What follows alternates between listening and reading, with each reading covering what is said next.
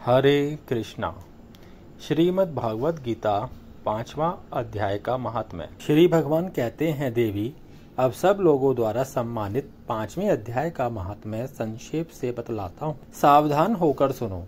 मद्र देश में पुरुकुत्सपुर नामक एक नगर है। उसमें पिंगल नामक एक ब्राह्मण रहता था।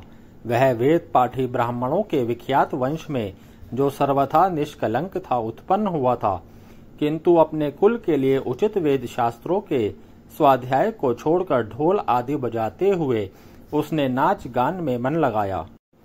गीत नृत्य और बाजा बजाने की कला में परिश्रम करके पिंगल ने बड़ी प्रसिद्धि प्राप्त कर ली और उसी से उसका राजभवन में भी प्रवेश हो गया। अब वह राजा के साथ रहने लगा और पराई स्त्रियों को बुला बुलाकर उनका उपभोग करने लगा। स्त्रियों के सिवा और कहीं उसका मन नहीं। धीरे धीरे अभिमान बढ़ जाने से वह एकांत में राजा से दूसरों के दोष बतलाने लगा। पिंगल की एक स्त्री थी जिसका नाम था अरुणा। वह नीच कुल में उत्पन्न हुई थी और कामी पुरुषों के साथ विहार करने की इच्छा से सदा उनकी खोज में घुमा करती थी। उसने पति को अपने मार्ग का कंटक समझकर एक दिन आधी रात घर के भीतर ही उसका सिर काट कर मार डाला और उसकी लाश को जमीन में गाड़ दिया। इस प्रकार प्राणों से वियुक्त होने पर वह यमलोक में पहुंचा और भीषण नरकों का उपभोग करके निर्जन वन में गिद्ध हुआ। अरुणा भी भगंदर रोग से अपने सुंदर शरीर को त्याग कर घोर नरक भोगने के पश्चात उसी वन में शुकी हुई। एक दिन वह दाना चुगने की इच्छा से इधर उधर फुदक रही थी। इतने में ही उस गिद्ध ने पूर्व जन्म के वैर का स्मरण करके उसे अपने तीखे नखों से फाड़ डाला। शुकी घायल होकर पानी से भरी हुई मनुष्य की खोपड़ी में गिरी। गिद्ध पुनः उसकी ओर झपटा।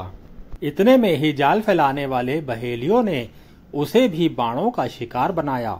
उसकी पूर्व जन्म की पत्नी शुकी उस खोपड़ी के जल में डूबकर प्राण त्याग चुकी थी। फिर वह क्रूर पक्षी भी उसी में गिरकर डूब गया।